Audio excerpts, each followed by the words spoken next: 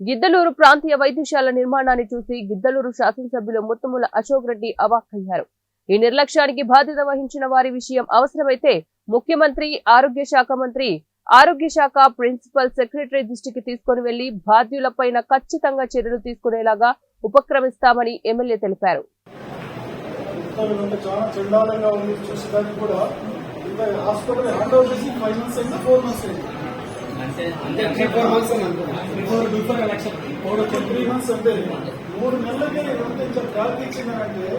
ఇంత లోపభూయిష్టంగా పెట్టినటువంటి వాళ్ళు అసలు ఇంత హాస్పిటల్ ఇంత చండాలంగా పెట్టారు.